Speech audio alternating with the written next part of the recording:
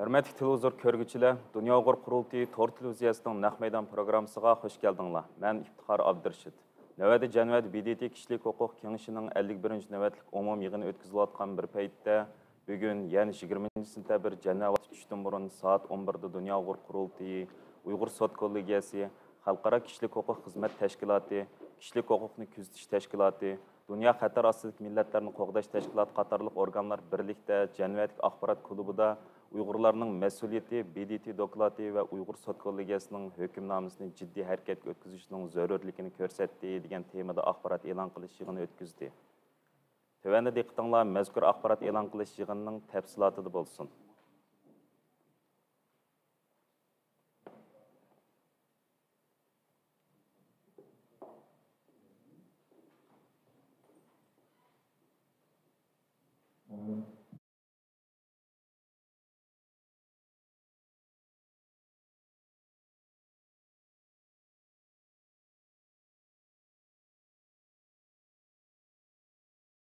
The Geneva Press Club. It's a pleasure to have you here for this important news conference, press conference, with very eminent speakers today. We are going to talk about the judgment of the Uyghur Tribunal. The judgment was rendered last December, but today there are more elements with appendices that are completed, and they are published today. So it's a very important part of the elements of this judgment that are now on the table. As you know, there was end of August, there was the report of Michelle Bachelet, High Commissioner for the Human Rights, that came out about the situation of the Uyghurs in China. It was a very high level topic that was discussed very on a very hard way, and I guess that the conclusion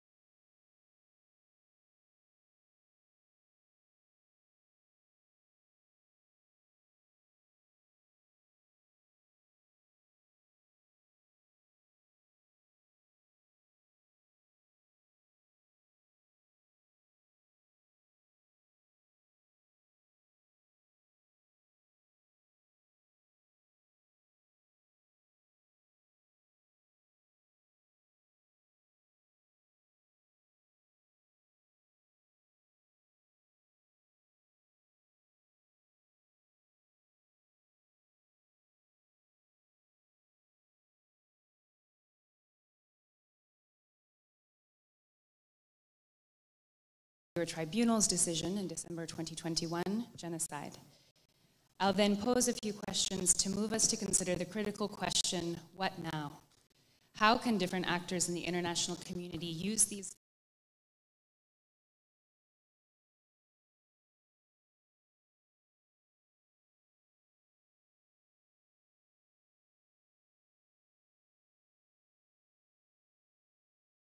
ensuring ongoing monitoring and reporting of a situation where, and I quote the OHCHR report, the conditions remain for these violations to continue and recur.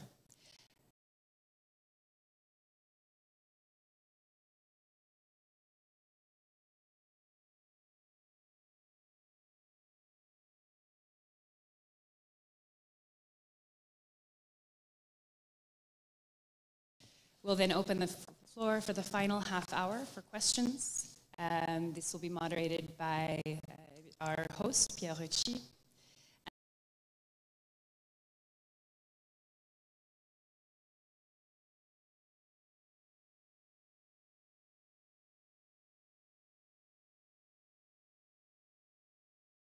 Jeffrey Nice to begin. Thank you. Good morning and thank you. Today, the Uyghur Tribunal presents online and here its judgment exactly as delivered on the 9th of December of last year in London, together with annexes totaling nearly 1,000 paragraphs, setting out the evidence on which the tribunal members relied to reach their conclusions. It is critical that the working of the tribunal is fully understood. I was asked to form the tribunal by Dolkun Issa of the World Uyghur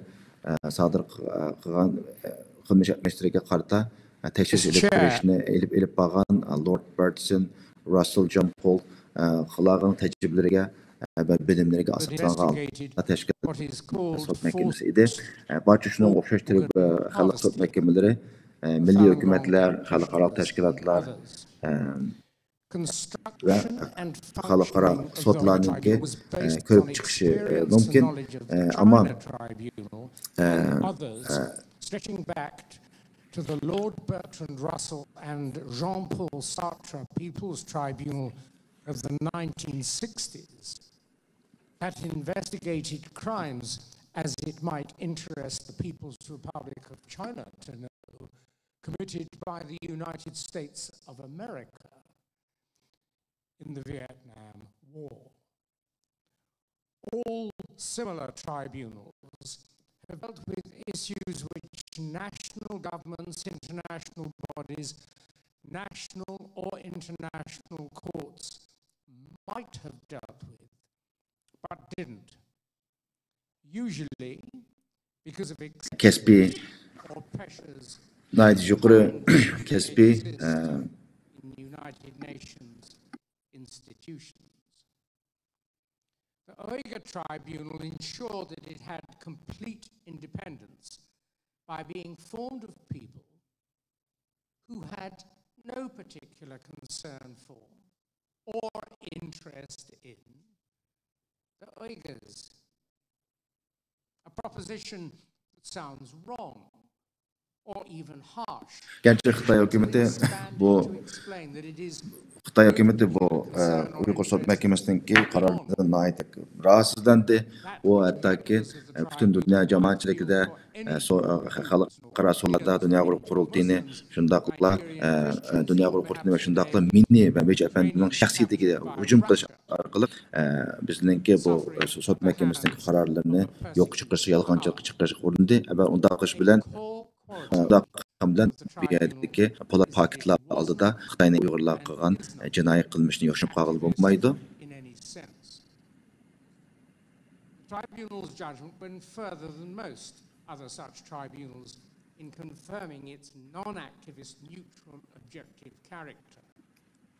Uyg'ur sud kollegiyasininki navbatda e'lon qilmoqchi bo'lgan sot mahkemesindeki tepsili malumatı bugünküce Uygurlarınki azap okubatları hakkında çıkargan başka kandaq bir devletninki yoki devletsiz malumat, devlet teşkilatlarınki dokumentlarda qaraganda nəhayət tepsili, çonqur ve küçük paketini asas qılğan. Bu sot kollegiyası 2 yılga yakın müstakil arqılıq Xitay hökumətinin Uyğurlarga ve başka Türk milletlerine qaratqan cinayi qilmishlarni insoniyatga qarshi jinoyat ve irqiy qirg'inchilikdan iborat natijaga berib ketgan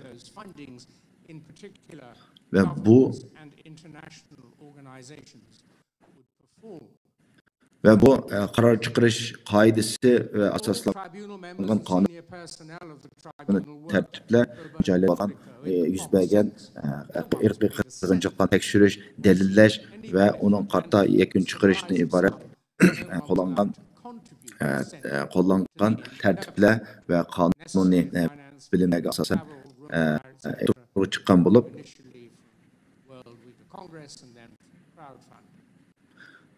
bu hammasi paketni bu to'liq paketni asas qilgan bir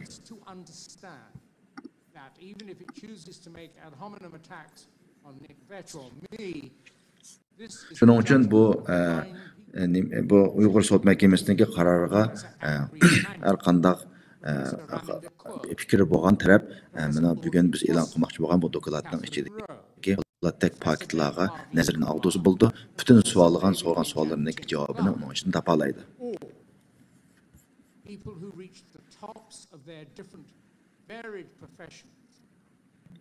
Nikvich efendi navbatda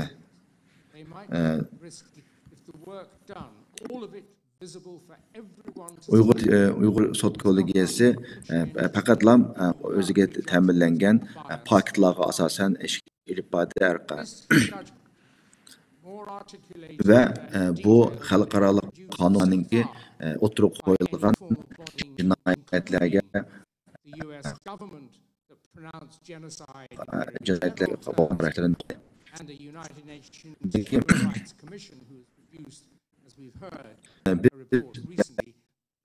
sot mahkemesi yıkan pala ve o'zimizniki mushu qarorni chiqarishga dalil qo'llangan bu dalil paketlarning hammasi favqulodda bu inson qilibidan chiqqan hukumatninki inson qilibidan chiqqan jinoyatlarni bu yerdagi paketlardan ko'rdik.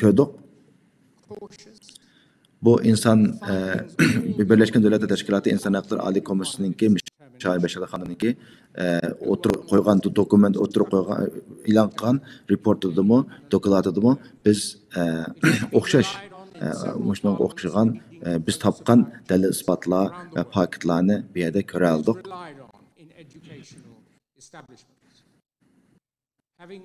Birleşmiş Milletler Teşkilatı'nınki yangi reportimi Xitoy hukumatiniki favqulodda zo'r ko'lamlik davlat favqulodda zo'r ko'lamlik qiyin qisloqqa ilish, jinsiy po'xurlik qilish, jinsiy tajovuzchilik qilish, uzun muddat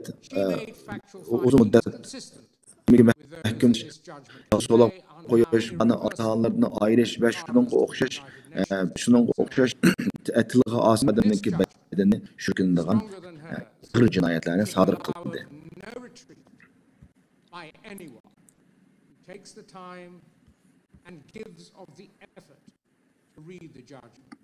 Elbette Birleşmiş Milletler Teşkilatı'nınki bu Birleşmiş Milletler Teşkilatı'nın İnsan Hakları Komisyonu elbette bu bu insan hakları cinayetlerine karşı kanuni cihetten bir hüküm çıkaramıyor çünkü ular devlet olmaganlığı için şunun için bir yerde bunu Uyghur sotuğa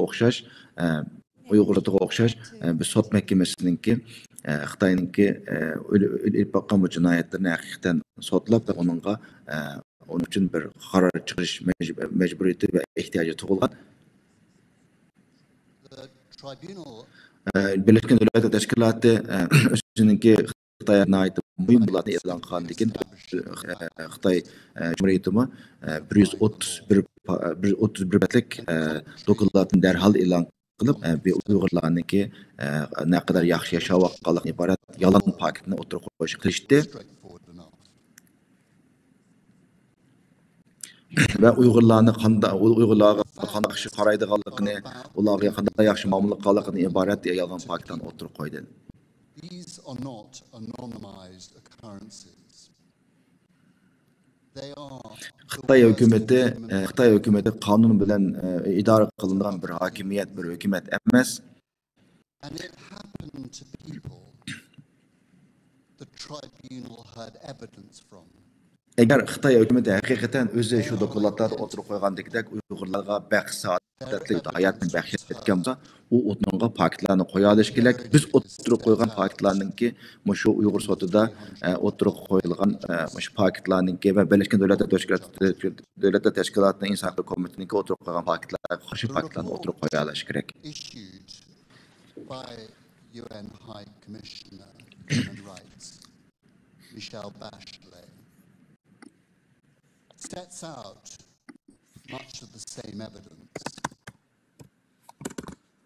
In the noise of terrible things that happen in the world, it should not be lost that the UN, the United Nations, has found the People's Republic of China has perpetrated torture, rape and sexual violence, false imprisonment, separation of children İnsan Hakları Göz Teşkilatı özününki Uyg'urlar haqida chiqargan nurg'un reportada Uyg'urlarninki masalasi haqida o'ziniki bayqalib o'tirib qo'ygan edi. Shu sizlarniki shu Uyg'ur yaqinda Uyg'urlarninki inson haqlari vaziyati haqida yaqinda sizlar bir report qildinglar. Buni sizlarning dokladlarlar bilan Uyg'ur sot kollegiyasininki e'lon qilmoqchi bo'lgan doklad o'rtasidagi farq bu o'xshashliklarni aytib bergansiniz dedi. John Fisher efendim o'zininki azmış yaqinda e'lon qilgan inson haqlari ko'z tashkilotininki Uyg'urlar masalasi haqidagi yangi doklad haqida o'zininki bayqan paketlarni o'tirib qo'yadi. Crimes against humanity and genocide have been perpetrated by the PRC against Biz 20 yıldır Uyg'urlar, Tibetler ve başka xalqlarninki yerda Xitoy hukumatiniki nimasi aslida yaşayotgan xalqlarning uchragan zulmlarni dokladlarni sunib kelgan. Lekin biz shu 20 yildan buyon o'zimizningki egillagan ma'lumotlarimizga asoslangan vaqtimizda oradagi jumladan Uyg'urlarga o'xshash xalqlarninki Xitoy hukumatiniki favqulodda zo'r ko'lamli va ig'ir dafsanjiga uchraganligini ko'zim qo'lib bo'lmaydi.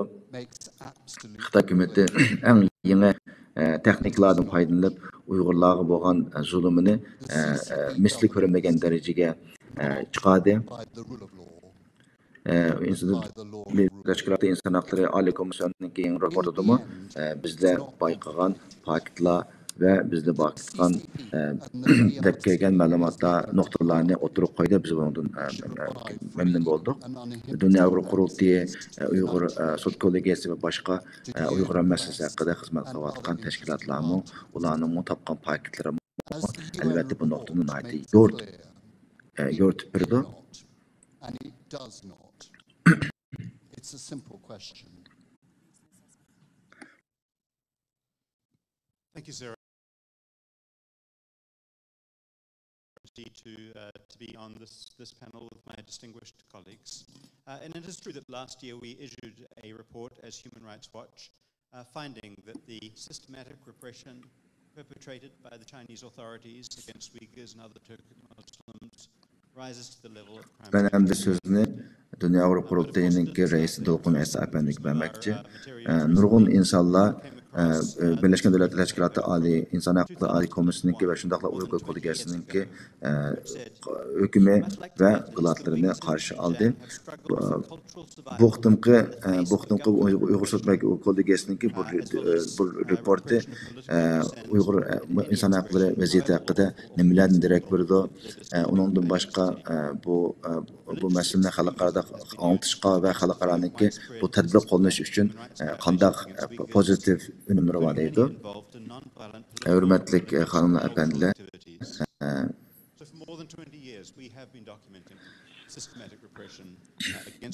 Menimce bu hıhtım Uygur Sot Koligesininki bu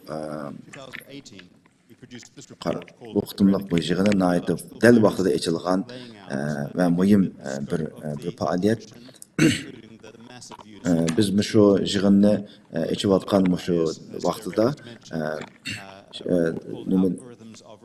yığın meydanımızga nurgulgan qiyindaşlarımız kirip qatnaşıvatıdı ve aynı onlarga hoş geldinler deymen.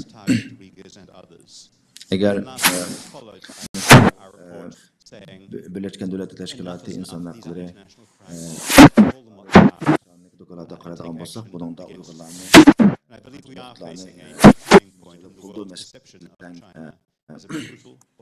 Uygurlarniki Xitoy hukumatiniki qalaymiqan tutuş ve şundaqla atalmış terbiyeleş degan nomida millionlagan kishilarni qanunsuz holda öz irodasi xilop holda tutib bu paketlarni ko'ramiz. Biz bu yerda albatta muhim lekin shundoq bo'lg'ini qarmoqdan bu dokladning ichida nurg'un boshqa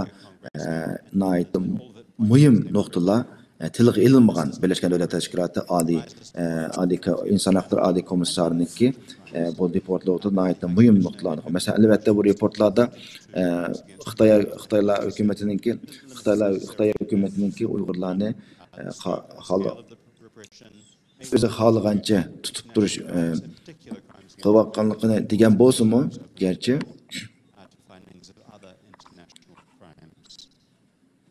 in terms of the reaction to all of this, I think for a long time our bu to'g'riliq allaqachon nurg'unlagan xalqarалық aql ambarları ve insan hak teşkilatları bu to'g'riliq nurg'unlagan dokladlarni uning oldida ilib chiqaydi. Masalan, shu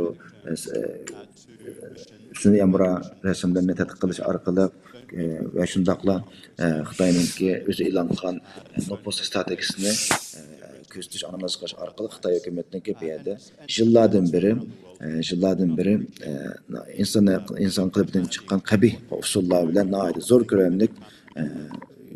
ko'lamlik bir jinoyat, insoniyatga qarshi jinoyat ilib borayotganligini ilib bormoqda edi. Lekin shundoq bo'lsa-mu, bu nimada inson haqlari Birleşken Devletler Teşkilatı İnsan Hakları Ali'nin dokulatida buni shunga o'xshash muhim inchga zil halqalar yaxshi aks etmedi, to'liq aks etmedi. Biz bu dokulatni chiqishimi nihoyatda bek kechga surilib ketdi. Biz bir qancha yilning oldida shu Uyg'ur sud kodeksini ichib, Uyg'ur sud kodeksining tekshirishleri ve alış orqali neticede bu Xitoyninki Uyg'urlarga qarata inson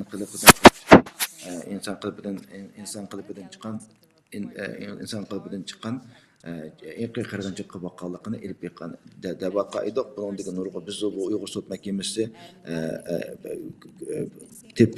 qidirib chiqqan paketlarniki nurg'ulini biz Birleşken Devletler Teşkilatı'nınki reportida ko'rmadik.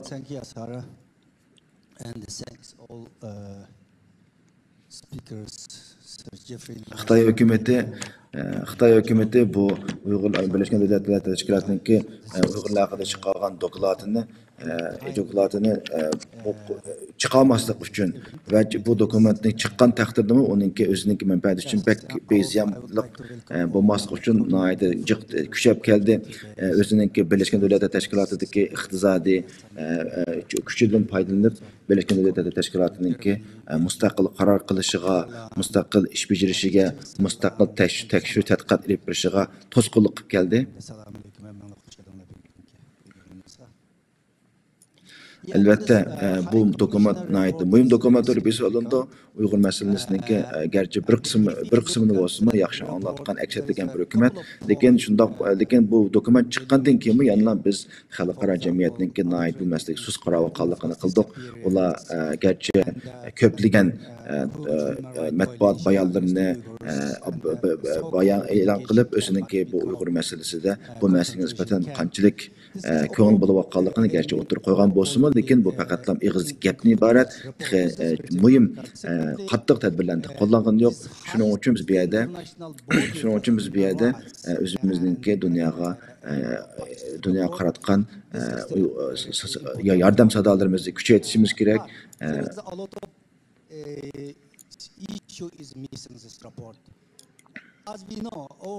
Her qandaq davlat özününki xalqaro qonunlar və özününki özü imza qoyğan xalqaralıq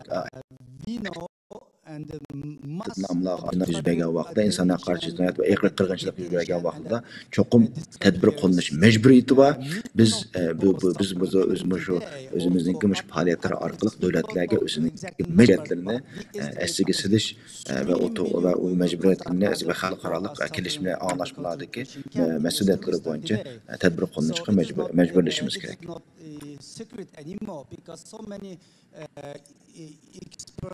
And the research institute like ASPI and the New Line Institute.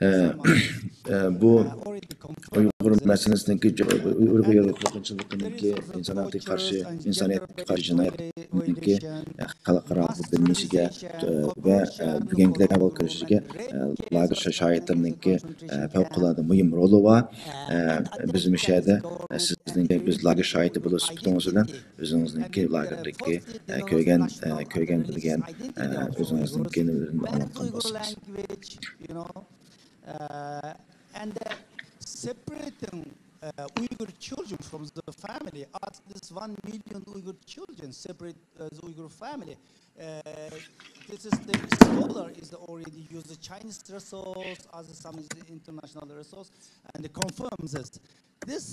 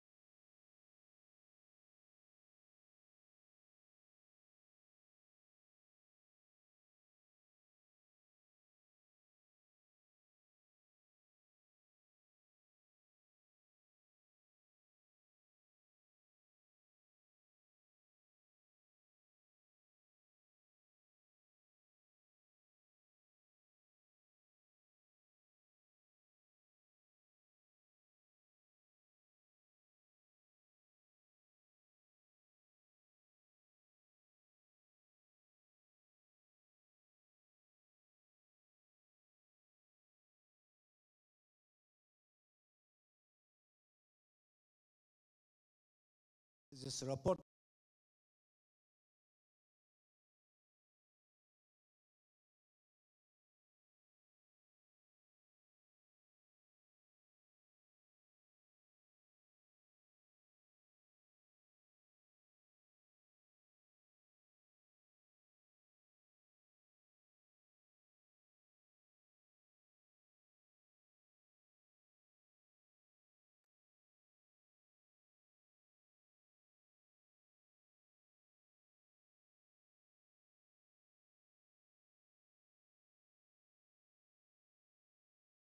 where separatism after Rabatta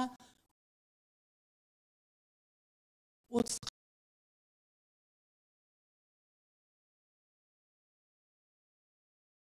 bizni shamollatimizda deb talaga chiqib qo'yib, soatlab turg'izib qo'yib qiynaydi.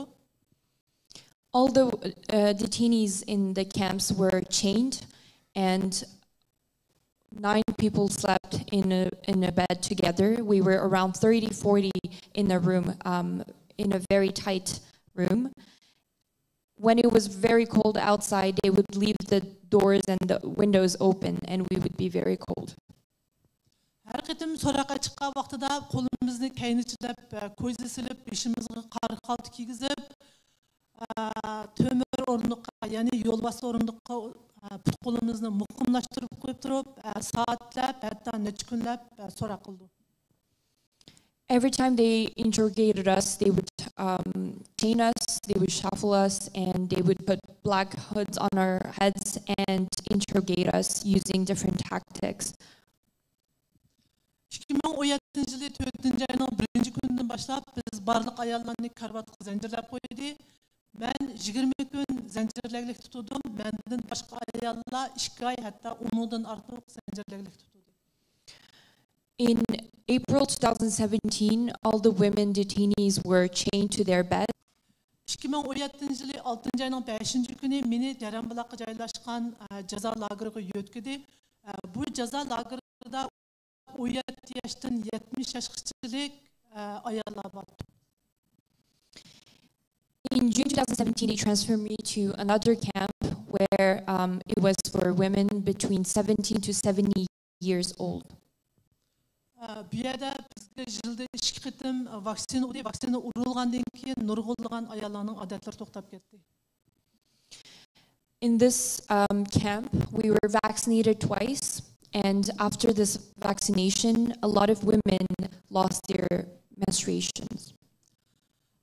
Bu lager vaqtliq lager bo'lganligi uchun texmo ko'p odamni sig'dirolmaganligi uchun 2018 yılı 10. ayının 18. günü bizni yeniden silingan cho'ng bir lagerga kechida yo'tkadi.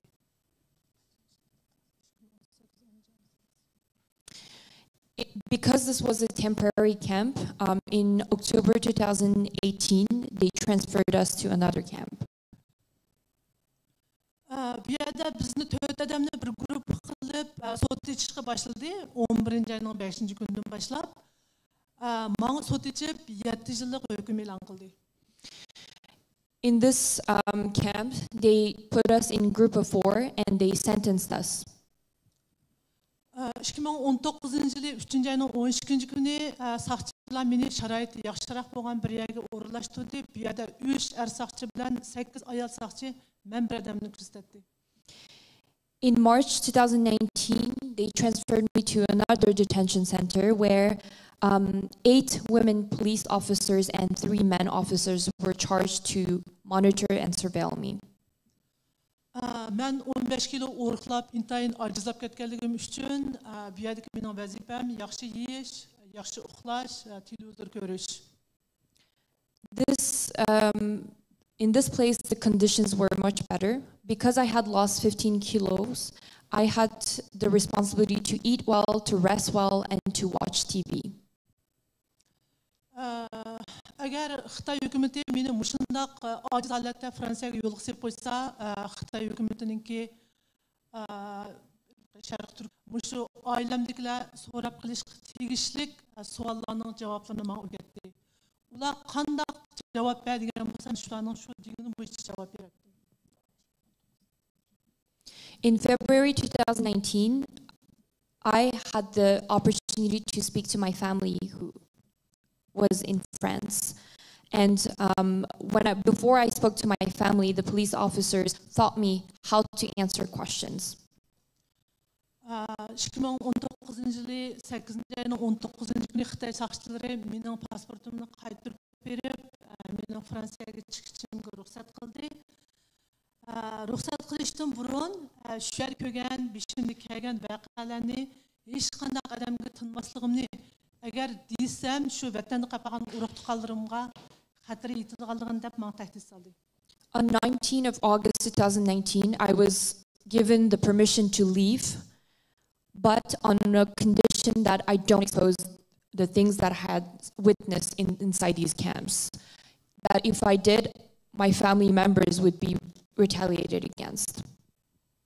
Мен Францияға шыққандан кейін дәслепте шу Қытайларныңки тәхдидиден қорқып, ашкар guvohlik bermasdan yo'shirin guvohlik berib keldim. Keyin shu Xitoyningki millatimizga savatgan zulmlarni butun dunyoga oshkorlash maqsadida o'zimning beshidan o'tgan haqiqiy voqeliklarni kitob qilib yozib chiqdim. Kitob 2021 yili 1 ayning 13 kuni nashrdan chiqdi. When I first moved back to France, because of the intimidation and harassment that I received from the Chinese government, I did not dare to speak up. I would only testify in private settings and confidentially or anonymously. But seeing published a book in January 13 of 2021, detailing all of my experiences inside these camps. Kitap nashrdan chiqqandan keyin Xitoy hukumati manga bo'lgan hujumni boshlab, meni terrorchi, buzuq xotin deb e'lon qildi. Shu kundan boshlab vatandagi barliq urug'-tuqqanlarim men bilan bo'lgan aloqani uzdi. Men hozirgacha ularning tirik yoki o'likligini bilmayman. Rahmat.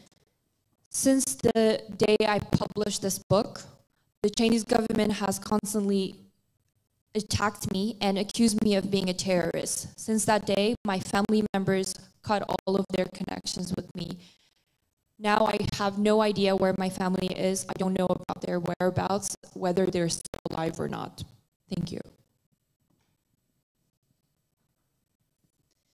Thank you so much, Gulbahar, for sharing that with us. And I think this wrenching testimony echoes in a painfully immediate what we see in the decision of the Uyghur Tribunal and its annexes, and in the report of the UN High Commissioner, and in many other reports from the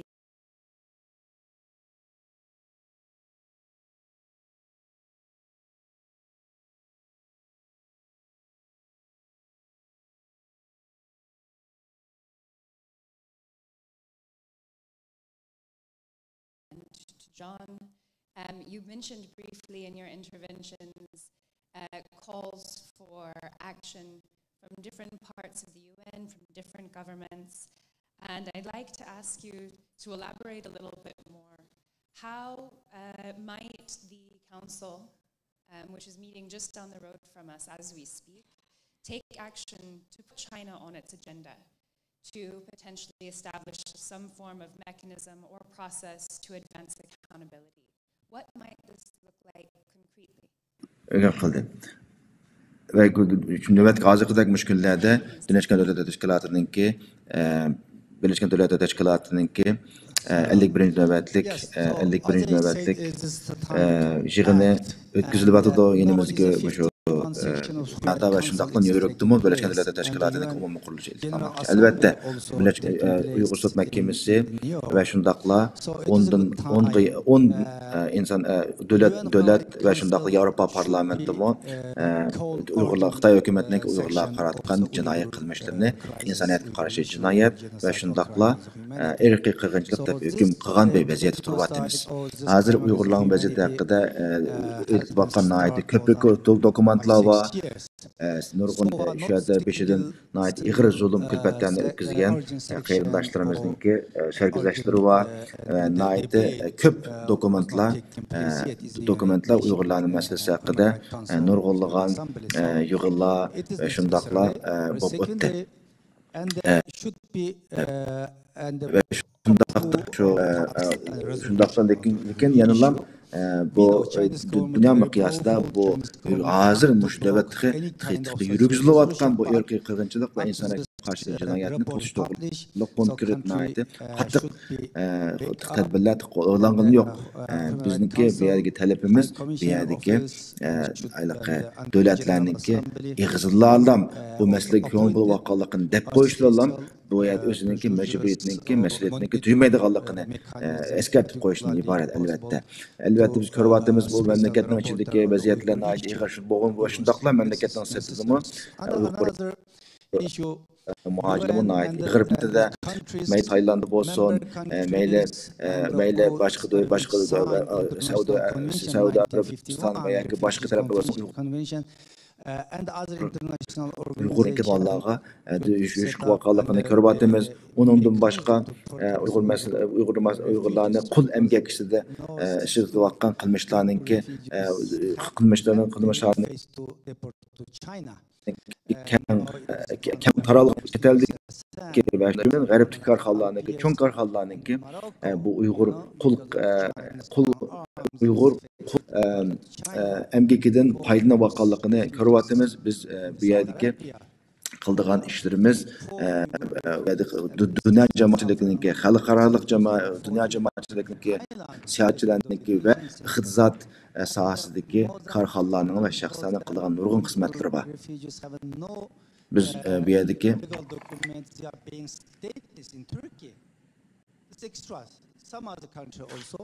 sualni sizga tashlasham John Fisher efendi Birleşken Devletler Teşkilatı'nın İnsan Hakları Kengaşı bulmuşsun ya ki her kanda bu insan hakları cemiyetleri insan hakları Birleşken Devletler Teşkilatı'nın ki orulları bu maqtuğuluk nimelerini kılış gerek. It is not correct time business as usual. So all international brand, international company Birleşken Devletler Teşkilatı'da Birleşken Devletler Teşkilatı İnsan Hakları Ali Komisyonunki bu dokulatı naiti vezni igir bo'lgan bir dokulat. Bu dokulat hem devletler için elbette mühim bo'lishi kerak. Çünkü bu yerdagi Birleşken Devletler Teşkilatı'nınki dokumentlaştırgan ve sonuna kadar inqilabdan chiqqan, sal qarag'ili bo'lmaydigan, jiddiy tadbir qo'llanishni talab qildigan, ig'ir to'xtatish zo'r bo'lgan bir cho'ng ish bo'lib, cho'ng voqea bo'lib hisoblandi.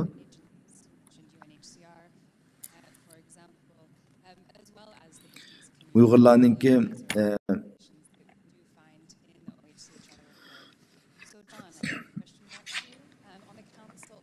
bu dokulatda nurg'ulg'an muhim muhtila o'tirib qo'yildi. Shuning uchun jumladan bir muhim nuqtami mamlakat sirtida yashayotgan Uyg'urlarniki o'zining jon qarindoshlari bilan aloqalashmayotganligi, ularning hayot o'likligini bilmayotganligi, ularni qulamga qilinayotgandi.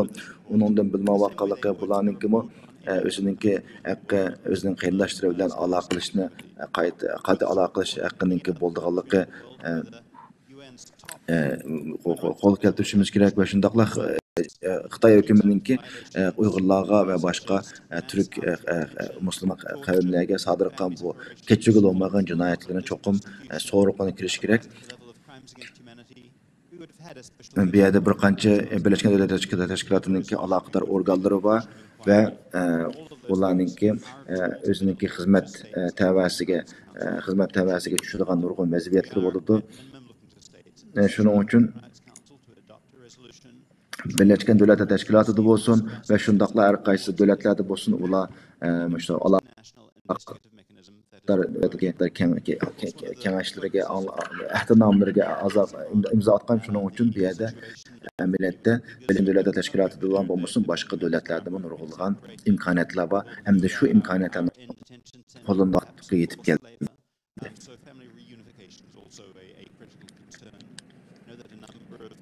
Civil society agencies have coordinated initiatives in order to build databases to try and track the missing, the disappeared, the detained. Uyghur Sokollegesininki qaror chiqqandan az 9 oyga yaqin vaqt qoldi. Siz bu qaror chiqqandan keyin xalqaro jamiyatda shu Sokollegesininki hukumatga qarta bo'lgan inkaslari va Uyg'urlarga nisbatan qirg'inchilikni va jinoyatni to'xtatishga amaliy qadamlarni ko'rdingizmi? Bu to'g'riliq fikrlaringiz qanday edi? Chinese authorities responsible for these crimes against humanity. O kimisinin hükümü Uygur meselesi Uygur vakanı cinayetindeki ne kadar korkunçluk, ne kadar insan kılıbından çıkan bir cinayet ikenligine yol tüpürüş için fevkalade mühim bir rol oynadı.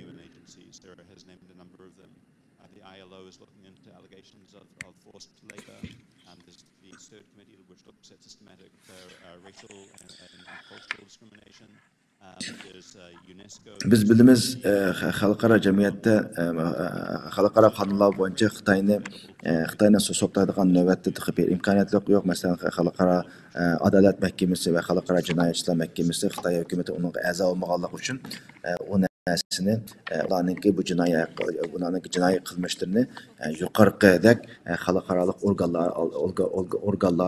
organlarda sotlash va uni jazoga tortish onun hesabını eriş imkaniyetleri nöbette tıkı mevcut demez.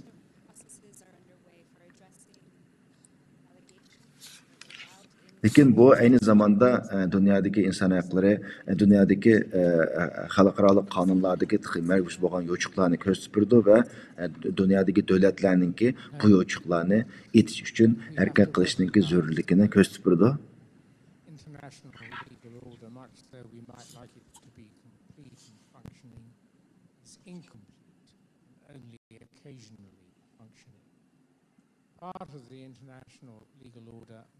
Elbette Birleşmiş Devletler Teşkilatı'da mı nöbetlilik imkanlar yok mu? Emas. Mesela göz vakıda Cenubi Afrika'da yüz bergen apartheid ve şunun okşaş ağır cinayet kılmışlar tüpeyildi. Ulanınki Birleşmiş Devletler Teşkilatı'daki vekillik ornu bir mezgil toxtutilgen mesela.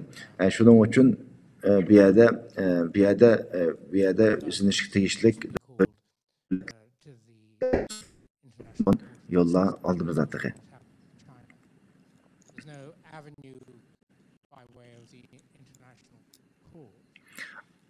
Aynı sualını Nick Vetch efendimden soruldu.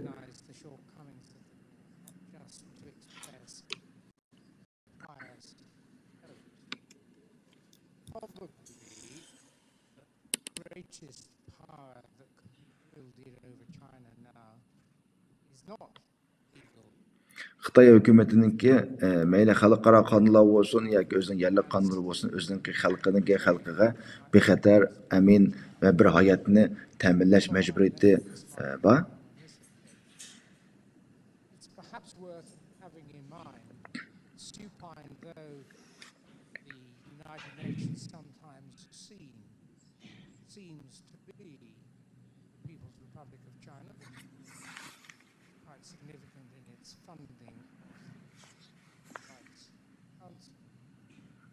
Other things that could be done to it might be worth recalling. South Africa Bayım Jeffrey xalqaro qonunlarda Xitoy boshqa navbatga mush masala qarta nurg'ulg'an yo'chiqlar va yetersizliklar har qaysi davlatlarningki yerlik qonunlarida qonunda nurg'ulg'an imkoniyatlar bor. Masalan, Amerikani elib yedigan bo'lsak, Amerikaningki yerlik qonunlarida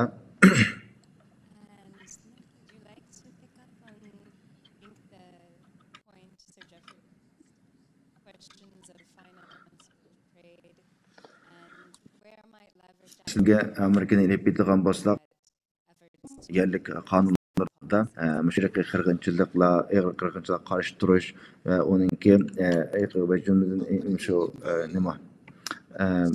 mecbur emgek, qul emgek meselesinde Kur'an'ı şekleş qatarlıq temalardan nurg'ulg'an qonuniy belgilemeler var. Mana mushta qonunlar belgilemeler bo'lgan davlatlarda, uning davlatlar agar bo'lmagan davlatlar bo'lsa, aloqada qonun va qonunlarni o'rnatish orqali o'sha orqasi davlatlarningki shu qonunlar va qonunlar bo'yicha erkak qilish o'tkazishni tashabbus qilish va majburlash kerak.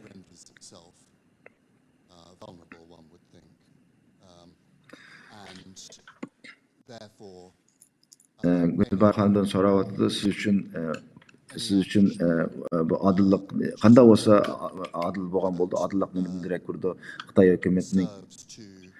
hükümetininki Uyg'urlar qaratgan bu jinoiy qilmishtirdi. Sizce qandaq so'roqni qilish kerak? Qandaq yo'llar bor?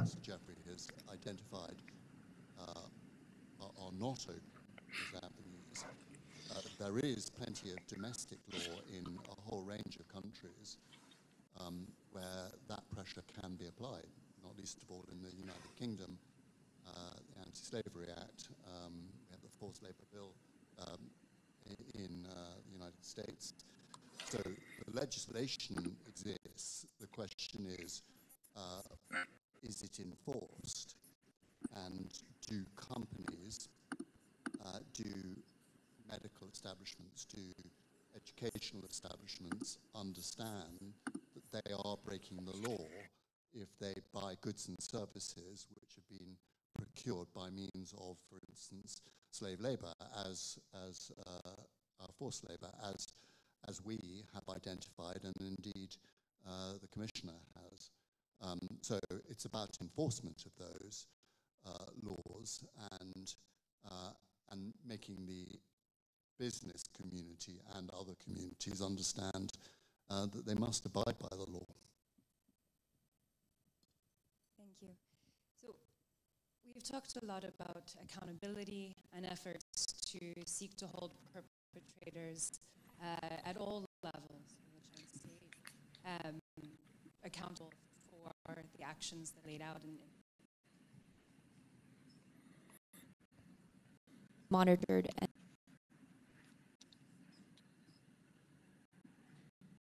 Qaranki bizningki shu dardimizni anglab, bizga qo'ldan kelishicha yordam qilyotdi. Buning uchun ko'pdan ko'p rahmat aytaman. Biroq bu yetarli bo'lmadi. The international community has condemned the atrocities in the past few years. They have condemned and spoken. This is extremely useful and important, but it was not enough. It is not enough to stop the ongoing atrocities. Xitoy hukumati Uyg'ur bo'lgan besimni ojizlashmoqda yo'q. Aksincha, Uyg'urlarning besimlari texmi ig'irlab ketdi. Mana hozirninki o'zida shu Xitoy hukumati Uyg'urlarni o'zlarining uylariga sulab, ochliqdan o'ttiryapti. Nurg'ulg'an odamlarimiz doktorxonaga berib davolanish imkoniyati bo'lmaganlikdan The situation on the ground is not getting any better. In fact, it's the opposite. Right now, the Chinese government is using the zero COVID policy as a measure to forcibly detain people inside of their homes without access to food or medical care. Xitoyninki mushunda qirishdiki birdan-bir eng oxirgi maqsadi Uyg'urlarni yer yuzidan kaltakis yo'qotish. The ultimate aim of the Chinese government is to completely eliminate the Uyghur people, to erase our identity and our our roots. Shuning uchun men xalqaradan shu vatandagi igichaqsiz millatimizni Ko'pchilikning hammasininki qattiqlari uchun ko'p rahmat. Hamda navbatda hamda So my ask is clear. Savol va javob international community. I ask you to intervene first. I implore you to save us from this tyranny. Ve teşkilatınızı desiniz. Onundan başka nimede naq meydanında qatnaşmayıp konuşmalarımız var. Bağlarına özününki az so'roq bo'ldi. To'rdan qatnashib qolib Zoom'da qo'l belgisini berish orqali savol so'rashni boshlaymiz. So we first let the journalists ask their question. Please tell your name and organization. And this is also it's also possible to ask questions for all those who follow us on Zoom. You can just raise the electronic hand. İki sualni so'rayman. Onun ichida birisi bu xalqaro adolat sudida nemishqa adolat sudida bu Xitoyni da'volag'ili bo'lmaydi. Xitoyni sudligi bo'lmaydi. İkincisi yerlik qonunlar orqali Xitoyni jazolash to'xtatish tadbirini ilib qaytamiz. Bu to'g'rida konkret nima deb berasiz deydi. about why the ICG is not an option. Sorry, I'm Bunun not familiar. sualındaki cevabı nayet addi. Çünkü elbette hakikaten reallik bek açık ras. Lakin bu Xitay hükümeti halkara adalet sotuğa imza atmagan, onu itiraf kılmagan bu adalet sotu kopap Apart from the practical reality, Xitay'da kanun cihetin yetkisi yok. Hakikaten içinarlık bir hakikat. Gambia so surprisingly and courageously did when it took Myanmar there. There's a reservation, I think, by the People's Republic of China, which says it's not subject to jurisdiction. Elbette bu bütün dünya cemaatçiligiga kılgan ayette mühim bir signal. Çünkü bir yerde mühim bir boşluk var. Yani bu nimige sotqa imza atmagan, itiraf kılmagan devletlerin hemisi nime kısı boldu. Evvel şekil zaten bu vakı evvel aşu. Lakin bu yerde halkara cemaat tokum bir yerde birlikte hemkarlaşıp halkaralık devletle cemaatçilik kış arkalık bir yerde şundak bir mekanizmni barliq keltirishni muhimligini his qilish kerak va harakat qilish kerak. Albatta masa hozirgi Rossiyaniki Ukraina qilgan tajovuzga qaraydigan bo'lsak, Rossiya Ukraina ig'ir inson haqlariga qarshi jinoyatlarni o'tkazdi. Lekin bu Rossiya bir yerda inson xalqarалық adliya sotining sotmaydi chunki bu Rossiya uni e'tirof qilmagan va imzo atmagan bo'lg'achqa qonun jihatdan yetkisi yo'q. Shuning uchun xalqaro jamoat bu yerda bu ishning muhimligini his qilishi, bu his qilishi to'g'riliqni qilish kerak. Tadbir qo'llanishga davlatlar harakat qilish kerak. Masalan, sizning abay dedingiz, masalan, yerlik davlatlardan qonunni qanday qilamiz degan masala to'g'ri. Masalan, shu Uyg'urlarni qo'l emgakiga ishlayotgan masala hozir ko'p bilinmoqda. Isbotlama o'tirg'i chiqmoqchi. Masalan, bu quyosh taxtasini quyosh energiyasi taxtasini biladigan bo'lsak, 80% butun dunyo taxtasi shu sharafdan chiqadi. Bu yerda Uyg'urlarni qo'l emgakiga qilib ishlayotganligi nihoyatda uchuq bir reallik. Men o'ylaymanki,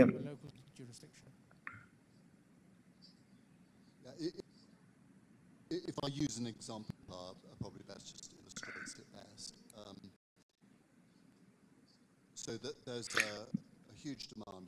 Bu yerda shunchalik isbotlar paketlar borki, Xitoydan kelayotgan quyosh energiyasi batareyasida Uyg'urlarninki majburiy emgakka qo'l emgakka singmagan yoki Uyg'urlarni o'shanda majburiy ishlatmagan desak, u gap aqmaydi chunki paketlarning hammasi buni ko'rsatib turdi. Bunda bir reallikning oldida bundaq bir paketning oldida shu davlatlar bu jumladan shu inson haqlari va majburiy emgakni cheklashga imzo atgan davlatlar bu yerda bundaq mahsulotlarniki o'z davlatiga kirishini cheklash majburiyati bor.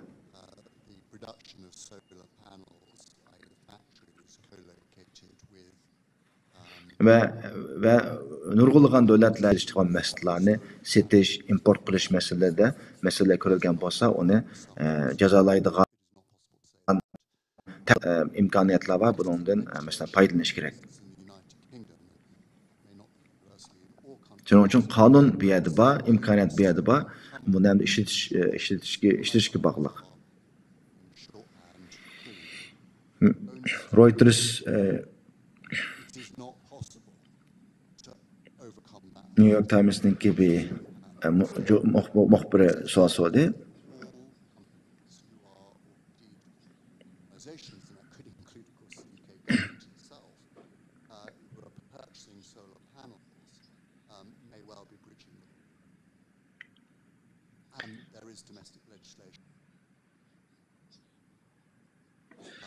Birleşmiş Milletler Teşkilatı İnsan Hakları Ali Komisyonu'nunki dokulatı ve şundaqla Uyghur Sot Kollegiyasininki report çıqqanken Xitoy hükümeti bununla qandaq inkas qaytırdı ve bu arqali Uyg'urlarninki ahvollari qanday bir o'zgarish bo'lgani bormi? Meni ikkinchi savolim, İslam devletlerininki bu meselede fevkalade shuk turib olganligi haqiqatan odamni inchintiradi va to'g'riliq nurg'unlagan dokumentlar va o'tirg'i chiqyotidi. Mening savolim hamda bu islom davlatlarini bu masala haqida aktiv bir rol o'ynashga qoyil qildigan islom davlatlarininki inson haqlari komissiyondagi ovoz berish huquqidan foydalanib Xitoy yoki texmi bak besim qildigan mushta bir ahvolni reallikni shakllantirib bo'lamdi.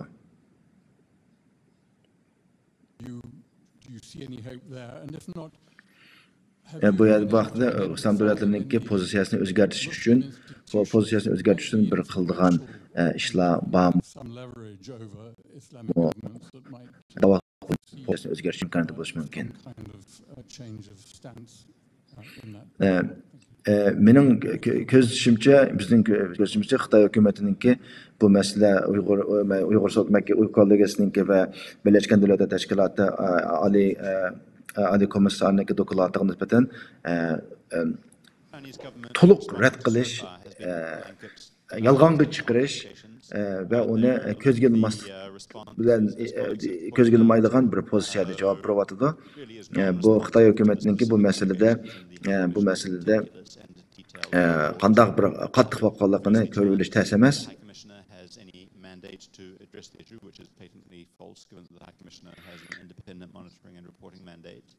That mandate has been used with the support of OIC countries in other contexts, such as I think Commissioner Zaid did a flash report on the situation of Rohingya Muslims in Myanmar when the crisis first erupted. Both Zaid and High Commissioner Bachelet did reports on the situation.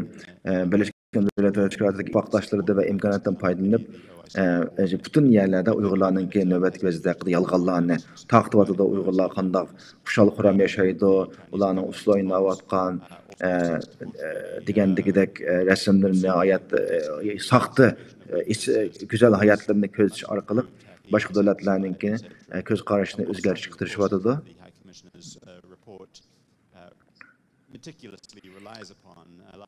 Xitoy hukumati har qanday bir davlatlarninki yoki xalqaro tashkilot, ommaviy tashkilotlarninki inson haqlariga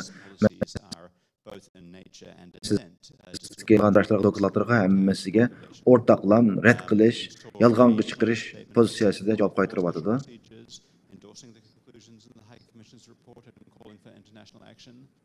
China responded with a blistering attack, both individually against the mandate holders and against the system of special procedures as a whole, prompting a rebuke from the President of the Human Rights Council at the opening of the current session. Birleşken Devletler Teşkilatı'nınki İnsan Hakları Komisyonu olsun veya ki bulunsun, Birleşken Devletler Teşkilatı'nın Ali Umumi Kurultayı'nınki Xitoydagi inson haqlari masalasiga jumladan Uyg'urlarninki inson haqlari masalasiga qavaqda Xitoy hukumatiningki nihoyatda jahil ko'z qarashini bu yerda ko'rib olish mumkin.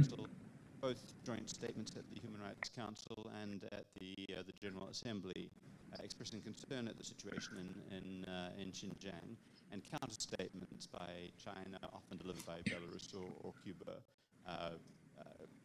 contesting that. And the OIC has been split about equally in half, with about half of the states, including Pakistan, the group coordinator. İslam devletlerininki bu mesele qaragan pozitsiyasi qarab baksak, albatta ko'pinchisininki afsuslanib qoldi. Xitoyninki nuqtai nazarini qo'llaganligini ko'ramiz. Lekin bu Birleşken Devletler Teşkilatı'nınki bir raport chiqqandan keyin ba'zi davlatlar o'zininki Xitoyni qo'llash maydonidan keyinga chekindi. Pozitif jarayonni yana bu yerda ko'p qism davlatlarninki bu masalada Xitoyni qo'llash huquqiligini ko'rish tez emas. Gerçi bu yerda Xitoyda dokumentlarda, mayli har qanday dokumentlarda reportini ko'rsatib Uyg'ur musulmonlarininki qanchalik bu yerda qiyinchilikqa uchib qolganligini Müslümanlar işler için vakalıkın lekin şundak bozulma lekin bu yerde İslam devletleri elbette bu mesele kolla vakalıkın aktan şengil olmaydı, kabul kıl olmaydı.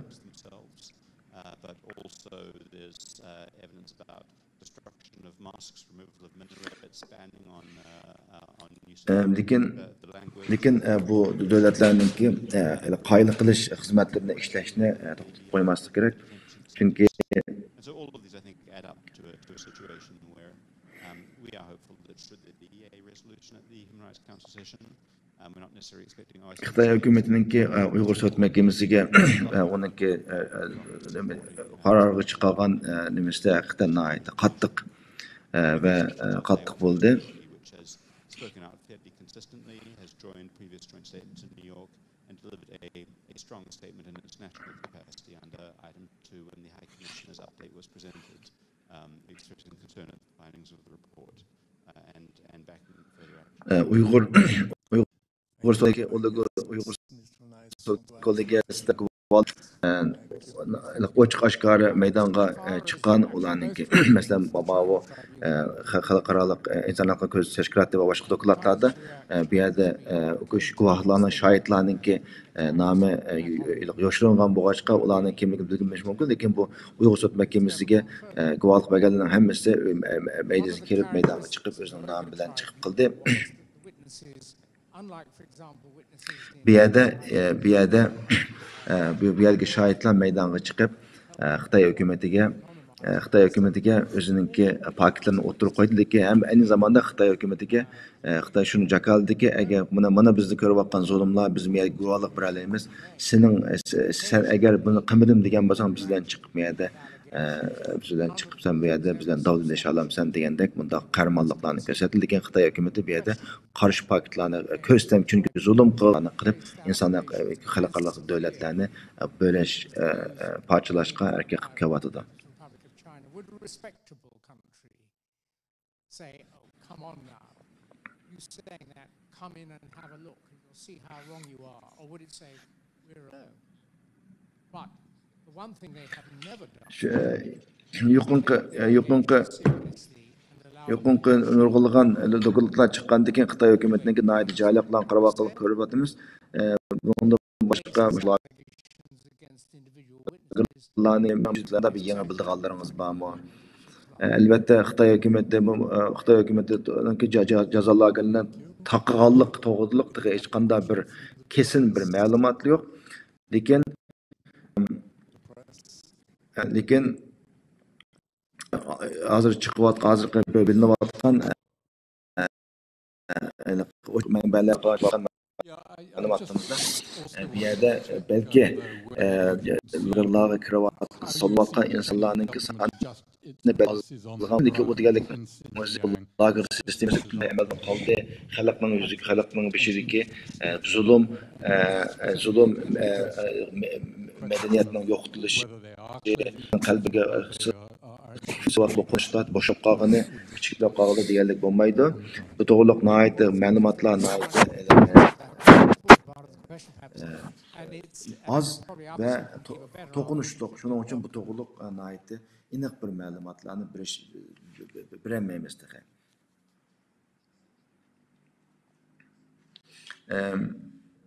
Nega bende qo'shimcha qilib dediki, Xitoy hukumati bu jazo lager siyosatini o'tirib qo'ygandan keyin butun Sharq Turkistonni bir usti ochiq turmaga, haqiqiy nomidagi usti ochiq turmaga aylantirib etdi. Shuning uchun bu yerda shu narsani ochiq bilish kerakki, jazo lagerining ichidagi Uyg'urlarning ahvolidan jazo lagerining tashidagi Uyg'urlarning ahvolida jiq farq yo'q amaliyotda. Xitoy nisbatan ilk vaqtda buni lagerning ichida sasimi ichidagi zulmlarga biz ko'rayotgan ahvollar qaragan vaqtda jazo lagerining tashidagi ahvollarmi o kadar ko'ngildagidek emas. Shuning uchun bu yerdagi Uyg'urlarning ahvolini jazo lagerining soni ozlagan va hatto taqilib ketdi degan gaplar rost bo'lgan taqdirda bu yerdagi Uyg'urlarning xotirjam orombaxsh hayot yashayapti degan bo'lmaydi.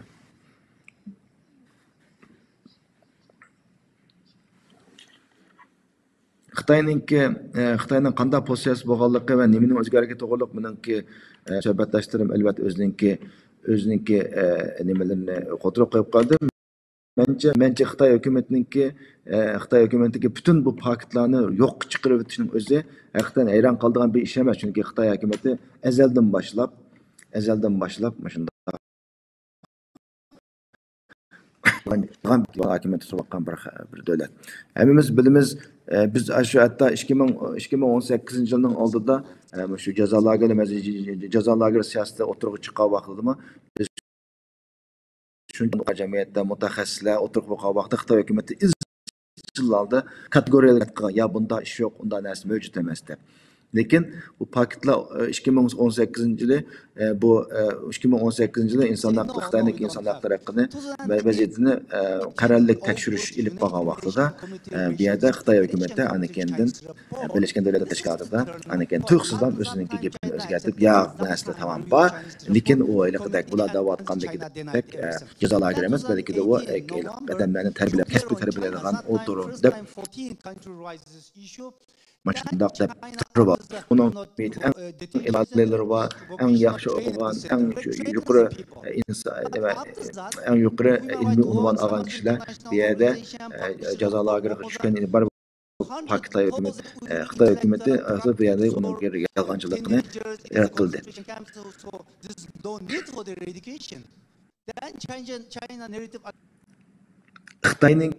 Xitoyninki bu mesele Xitoyninki bu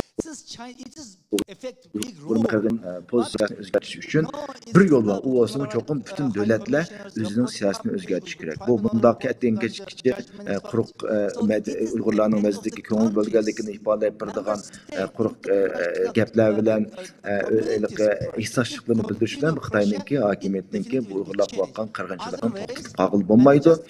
Şunun için devletler özünün çokum bir yerde güçlü hareket kılış gerek. Bu Müslüman devletlerinki bu meseleye qaraydigan bu meseledeki bunda sus ve hatta Xitoyni qo'llash siyosati qaraydigan bo'lsak, albatta buni shuni qo'shib qo'yish kerakki, Xitoy Müslüman devletlerining ko'pinchisininki davlat hokimiyati diktator bir hokimiyat bo'lganligi uchun va o'z davlatini o'zlimi nurg'ulg'an inson haqlari dasturchilikda bo'lganligi uchun balki Xitoyni balkim qo'llagan bo'lishi mumkin.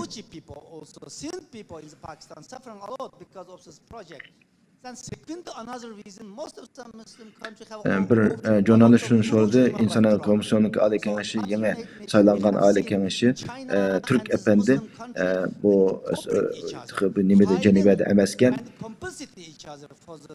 ve ulardan kandak kütüldüğün ümitlerimiz var deydi. Thank you. So one more question is Emma Farge, then go to you, sir.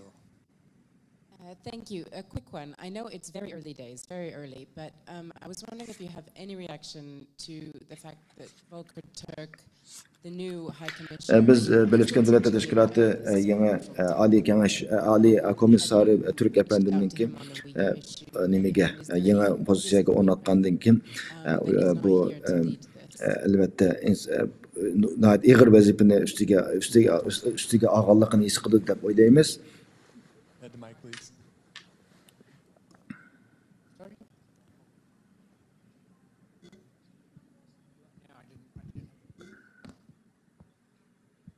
Sure, we don't read anything into that particularly. Obviously, we look forward. Dünya Kurultayı ve İnsan Hakları Mülazimet Teşkilatı ve şuna oşuş başka bir kançı İnsan Hakları Teşkilatı bu yanılangan belirtilen teşkilatının ki Ali Kengeşi Kıfalka Türkiye özününki Uygur meselesi hakkındaki ahvallarını bayan kılıştan birlikte onun kütüğün çoğun taleplerini oturuğa koydu. İzlikçe bunu haberi var deb oylaymiz.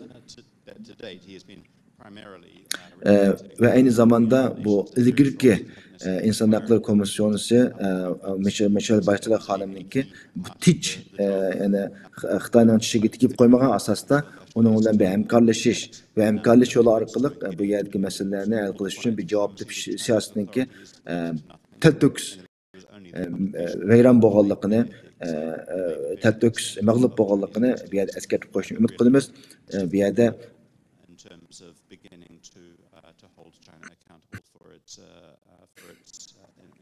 ve yanından saylangan bu İnsan Hakları Ali Komiser Volker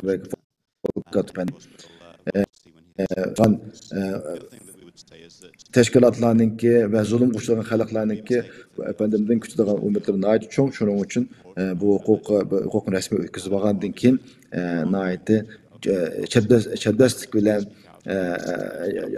bu mesele hakkında mesele hakkında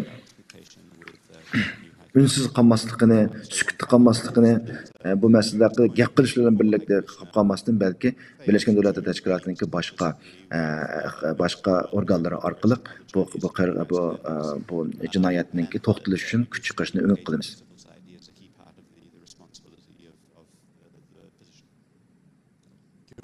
Yes, I should let you know that in September of last year,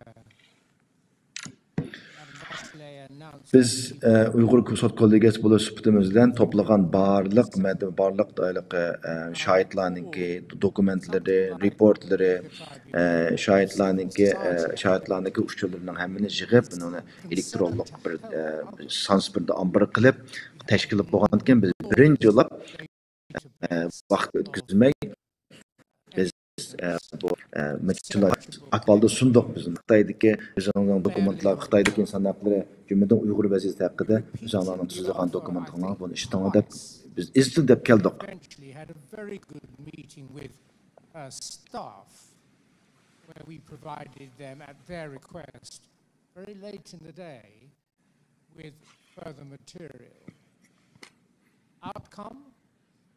Well, we are lightly referenced in her report, but very likely, although as Nick Vetch has explained, her conclusions, so far as they go, Uyghur Sot Kollegiyasininki run roughly along or closely parallel to Uyghur Sot Kollegiyasi o'zininki shu Uyg'ur Xitoyninki Uyg'urlar qirg'inchilik dokumentlaştırıp ve onu müstakil sotlaş ve karar çıkış hakkında nurgulagan tecrübelerini, dokumentlarını ve ispatlarını toplap kıldı. Şunun için biz yanıdan tayinlangan insan hakları Ali Komisarı üçün bolsun ve arkanda Uyghur məsləhət qılğan orqanlarını bizdən aloqa qilishni, bizdən nim qilishni umid qilamiz. Bu yerda nurg'ulg'an Thank you very much. And so one more question here. Is your name and organization? Assalamu alaikum ko'pchilik. Mening ismim Qosimjon, Germaniyaning Karlsruhe shahridan keldim. O'zimizning milliy partner asal. Mening oldidan deydiganim tövəndə o'tgan bosh sotchi ismi Jeffrey Selya. Shu qatorliq tövəndə barliq qarindoshlarning bizning ishimizga necha vaqtni ko'ngil bilib, bizim ishni xalqaro medialda bo'lsin va yoki boshqa xalqaro to'ntishimizda ko'p kuch chiqadi. Shuning bilan xalqim nomidan rahmat aytaman. Mening savolim My name is Qosimjon. I'm from Karlsruhe, Germany. I would like to first thank Sir Jeffrey Nice for his valuable contribution for the past few months working on this issue and all of the other panelists here. Mening savolim jumla nimasiz deb bo'lganda biroq tarjima qilamiz. Jumla qilamiz. Bo'ldi. Masalan, bosh sotchi Jeffrey efendi mesela Angliya sotida irqiy qirg'inchilik deb hukm chiqargan bo'ldi. Yaqinda Bachelet Mijilxoni buni insoniyat qarshi jinoyat o'tkazdi deb hukm chiqargan bo'ldi. Mayli qanday hukm chiqishidan qat'iy nazar, hozir bizning turmimiz, bizning holatimiz vatan qarindoshlar bo'lsin, vatan sirt qarindoshlarimiz ro'yi kayfiyatimiz yaxshi emas-ku. So as you have said it earlier, the Uyghur Tribunal recognized the Uyghur genocide back in 2021 in December, and the recent UN report said crimes against humanity. No matter what the labeling is, the people on the ground are suffering extremely. The Uyghur community in the diaspora, we are also going through traumatic experience. Müşunda hükümden çıkışa karta bu zulüm to'xtab qolmasdan belki ekschek günden günge küçülüp gitip barıyor. And things are getting worse and worse. Mesela buna karta mesela Amerika olsun yoki Yevropa ittifoqi bo'lib qolsin, hech qanday davlatning masalan nurg'un Xitoyga qarshi qonunlarni tasdiqlagan bo'lsa, o qonunning ijro qilinishi yetarli bo'lmacha biz kutgandek umid emas. Balki bu efendimning chiqargan masalan hukmnomasidan tortib we've seen that the US or the EU have adopted different legislations, but we don't deem this as sufficient. And maybe that's also the case for the Uyghur Tribunal's findings. What is the question?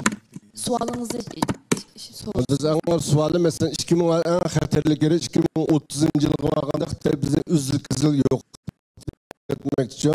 Şunun kardeşimiz Basochi efendimizin mesela bizden kılıvatkan davayımız to'g'rimi yoki biz ya belek günü dava qilish kerakmi yo bunday qanday qilishimiz kerak to'g'riliq o'zing bir ko'z qarashim deb rahmat. So looking at the future, let's aim for 2030 and we are disappearing as a people. Do you think that our advocacy or our cause is being done in a meaningful way, and is our actions enough? What we're doing currently, do you deem this as enough to change the situation on the ground for Jeffrey? Would like to answer? Yes, please, the mic. Okay. Do you want to answer? Yeah. Well, it's tangential to a question that was asked about what action in law can be taken, and there's one important thing that has been we haven't discussed. A number of parliaments around the world have determined that what is happening is, by way of example, genocidal. And very, very importantly, the US government has also done so. We, of course, don't know precisely, because they haven't divulged, on what basis they have made that determination. But they have made that determination. And Article 2 of the Genocide Convention requires, sorry, Article 1 of the Convention requires and imposes a duty to prevent. So having made that determination, the US is tantamount obliged to do something about it. The question is what, and that is the vexing question which... Birleşmiş Milletler Teşkilatı'ndaki irqi qirg'inchilikni to'xtatish kelishimnomasi xalqaro bek qarshi erishmagan bir belki Birleşmiş Amerika, Angliya qatorliq davlatlarmi bu bir ahdnomaga imzo qo'yish uchun 20 necha yil saqlagan.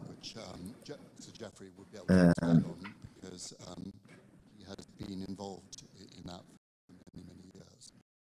So there are a number of routes. One very powerful route would be for the United States to... We have time. Yes, the Genocide Convention, brought into being in 1950s, is a very important and much disregarded convention. It came in because of the Holocaust and was drafted by people who realized quite how bad people can be in what they do to other people. It was brought in by such people, but with reluctance by their governments. Many governments, including the United States, the United Kingdom, China, and then the People's Republic of China, declining to ratify for at least 20 years. Vaqt münasebeti bilan bu programmamizni shu yerda oxirlashtirishga majbur bo'lamiz. Sara xonim yepilish nutqini so'zlayotdi. As a state, you have to do something. Yig'in sizga so'zlagichilarga oxirgi so'z fursatini berishni avval. No mucking up. O'ziniki bu yasiniki shu e'lon qilmoqchi bo'lgan reportniki ichidagi bir qancha abzasini o'qib berishni to'g'ri ko'rdim deydi. It reads, if rights are truly universal, They're matched by universal duties. And those duties are personal. Not only is your right as an immediate neighbor, your neighbor's duty to hold, but your neighbor's right, even on the other side of the planet, is similarly your duty to uphold. Bunun içindeki kıymet bir noktanı ilip öptü. Yo'qolgan masala qancha ig'ir bo'lsin, mayli bizning hal qilishi qancha uzoqda taqdirlangan bo'lsin, lekin bu yerda paketniki paket qilib qilishi, paketniki yo'qolmasligi, o'chirilmasligi uchun chiqishimiz kerak degan bir nuqtani o'tirdi. Ya'ni Ko'rsatkoliga o'zini oshmadik paket orqali Xitoy hukumatining Uyg'urlarga qaratgan red qilg'isiz bog'liq bo'lmaydigan inson qilibi bilan chiqqan ig'ir jinoyatini paket sifatida to'plab keyingi qadamlarda va keyingi amg'otlarniki bu masalada amaliy tadbir qo'llanish uchun qoldirgan mühim bir material ekanligini ta'kidladi.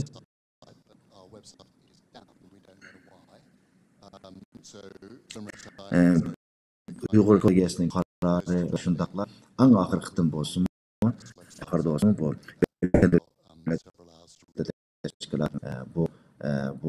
bu reportni shu davlatlarniki bu masalaga sal qarasa bo'lmaydigan atlab o'tib kelsa bo'lmaydiganlikni iborat muhim bir masala ekanligini eskartgan bo'ldi.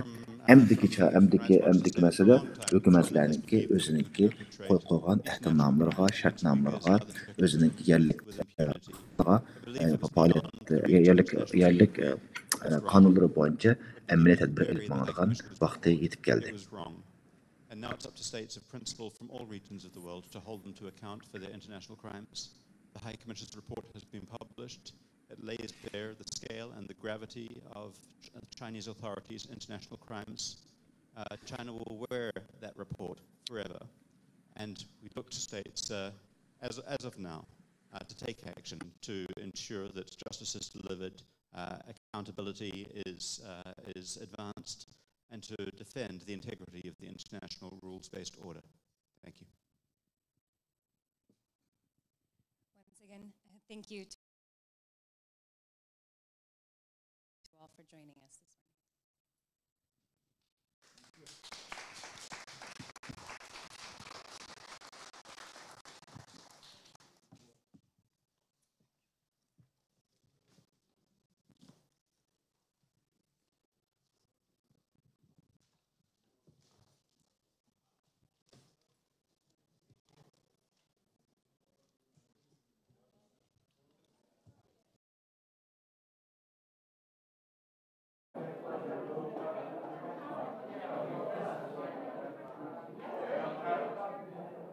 Aziz ko'rurmanlar, navbatda hammanglarning bilgani bo'yicha BDT'da o'tkazilayotgan Kengashning 51 navbatlik yig'ini o'tkazilayotgan bir paytda bugun, ya'ni 20-sentabr janva vaqti tushdan burun soat 11 da Dunyo Uyg'ur qurultiyi, Uyg'ur sud kollegiyasi qatorliq barliq tashkilotlarningki axborot e'lon qilish yig'ini huzuringizga sundiq.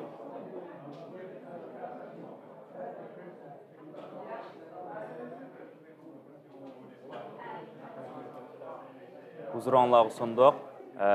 O'xshash vaqtda yuqorida diqqatingizga bizningki BDT'ning oldida sunuq o'rindiq maydonida o'tkazilayotgan namoyishdimi diqqatingizga sunishga tirishgan bo'ldik. Xo'sh, aziz qarindoshlar, yuqorida ko'rganinglardek axborot e'lon qilish yig'inimiz g'alabalik oxirlashdi. Amdiki paytda biz namoyish maydoniga yo'tkilib, u yerdan naq maydon tarqitib, sizlarni u yerdan davomli xabardor qilishga kafolatlik qilamiz. Aziz ko'rurmanlarningki tunji qitimliq bu naq maydon tarqitishimizda bo'lgan kashilar va ba'zi texnik sabablar tufaylidan bir masala ko'rilgan bo'lsa, bizni afv qilishni tovanchilikdan so'raymiz. Oxirsida hammanglar Allohga omonat, ko'rishguncha omon bo'linglar.